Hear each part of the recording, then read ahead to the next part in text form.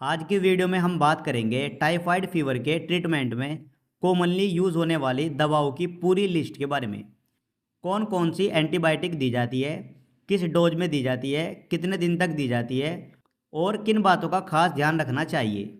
ये वीडियो आपके लिए स्पेशली यूज़फुल होने वाली है अगर आप मेडिकल स्टाफ, स्टूडेंट, फार्मासिस्ट या फिर हेल्थ फील्ड से जुड़े हुए हैं या आपके घर में किसी को टाइफाइड हो चुका है। ऐसे में ये वीडियो आपके लिए काफ़ी फ़ायदेमंद होने वाली है। तो चलिए वीडियो स्टार्ट कर लेते हैं। सबसे पहले हम जान लेते हैं टाइफाइड फीवर होता क्या है। टाइफाइड एक बैक्टीरियल इन्फेक्शन है जो साल्मोनेला टाइफी बैक्टीरिया से होता है। ये मेनली कंटामिनेटेड फूड और वाटर के थ्रू फैलता है। टाइफाइड के कॉमन सिम्टम्स की बात करें तो high grade fever like 102, 103, 104, weakness, fatigue यानी कमजोरी, थकान, लूज ऑफ एपेटाइट, भूख का कम लगना, एब्डोमिनल डिस्कम्फर्ट, पेट में परेशानी होना, हेडेक, सर दर्द और कभी कभी रैसिस, इस तरह के सिम्टम्स देखने को मिलते हैं। और डायग्नोसिस के लिए Widal test, typhidot, CBC, blood culture, ये सब टेस्ट कराए जाते हैं और इनमें भी 80% डॉक्टर द्वारा सीबीसी और विडाल टेस्ट कराया जाता है। अब हम जानेंगे टाइफाइड में डॉक्टर द्वारा कौन कौन सी एंटीबायोटिक्स दी जाती है। टाइफाइड बैक्टीरियल इन्फेक्शन है, इसलिए इसका मेन ट्रीटमेंट एंटीबायोटिक से ही होता है। फर्स्ट, सिफिक्सिम टैबलेट एक कॉमनली यूज होने वाली ओरल एंटीबायोटिक है। इसके ब्रांड्स की बात करें तो ये आपको टैक्सिम के नाम से मिल जाएगी, टैक्सिम ओ या फिर जिफी टैबलेट। ये इसके कॉमन ब्रांड है जो आपको सभी मेडिकल स्टोर पर इजीली मिल जाएगी। और इसकी डोज अडल्ट 200 mg दिन में 2 बार खाने के बाद ले सकते हैं और बच्चों में वेट के हिसाब से सिरप के रूप में दिया जाता है। बच्चों में 10 mg पर केजी के हिसाब से दी जाती है और इसकी ड्यूरेशन आमतौर पर 7 से 14 दिन तक होती है। सिफिक्जिम काफ़ी माइल्ड और सेफ मानी जाती है, खासकर स्टार्टिंग केसेस में।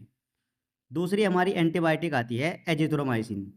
इसमें आपको जिथ्रोमैक्स, एजिकेम, एजी या फिर जेडी ये आपको मार्केट में इजीली मिल जाएगी।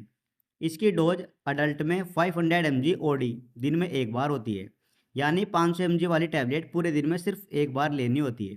और बच्चों में 10 mg पर केजी बॉडी वेट के हिसाब से दी जाती है।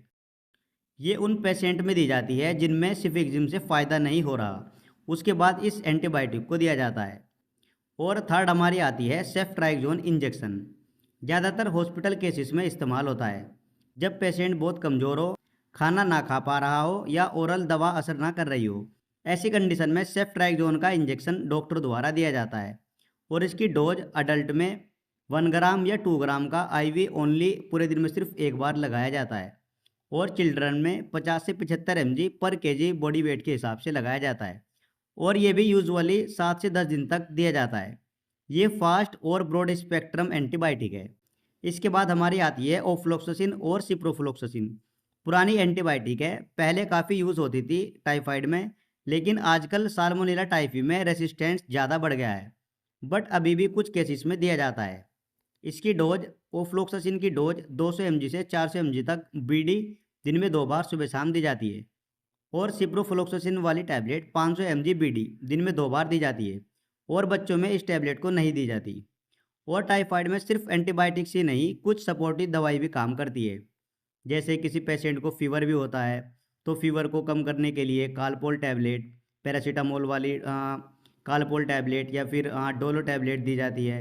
हर 6 घंटे में 500 से 650 mg दिया जाता है और बच्चों में 15 mg पर केजी के हिसाब से दी जाती है। इसके अलावा ओआरएस या फिर इलेक्ट्रॉल पाउडर शरीर में पानी की कमी रोकने के लिए, डिहाइड्रेशन से बचाने के लिए बहुत ज़रूरी है। और रेंटाडिन या फिर पेंटाप्राजोल मतलब एंटासिड भी दी जाती है, एंटीबायोटिक से पेट पर असर ना पड़े इसके लिए। या फिर गैस मिचली की कोई समस्या हो जाती है, इन सब को कंट्रोल करने के लिए एंटासिड दिया जाता है। और इसके अलावा मल्टीविटामिन सिरप या टैबलेट भी दी जाती है वीकनेस को दूर करने के लिए और बॉडी को तेज़ी से रिकवर करने के लिए। तो इस तरह से कुछ सपोर्टिव मेडिसिन भी दी जाती है। टाइफाइड ट्रीटमेंट ड्यूरेशन एंटीबायोटिक का पूरा कोर्स 7 से 14 दिन तक चलता है। कभी कभी फीवर जल्दी उतर जाता है, लेकिन दवा बंद नहीं करनी चाहिए। दवा अधूरी छोड़ने से रिप्लेस या फिर रेसिस्टेंस हो सकता है, इसलिए पूरा ट्रीटमेंट ही फॉलो करें। और गाइस, इसके प्रिकॉशंस की बात करें तो हल्का फुल्का खाना खाए, जैसे दाल हो गई, चावल, खिचड़ी, नारियल पानी। और पानी जो है वो उबाल कर पिए, हाइजीन का ध्यान रखें। और रिपीटेड इन्फेक्शन से बचने के लिए साफ़ सफाई सबसे ज़रूरी है। तो इन सभी बातों का ध्यान रखना चाहिए। और अगर आपको ये जानकारी हेल्पफुल लगी है तो वीडियो को लाइक करें, कमेंट में बताएं किस एंटीबायोटिक का नाम आपने सबसे ज़्यादा सुना है, और चैनल को सब्सक्राइब करें ऐसी ऑथेंटिक मेडिकल जानकारी के लिए।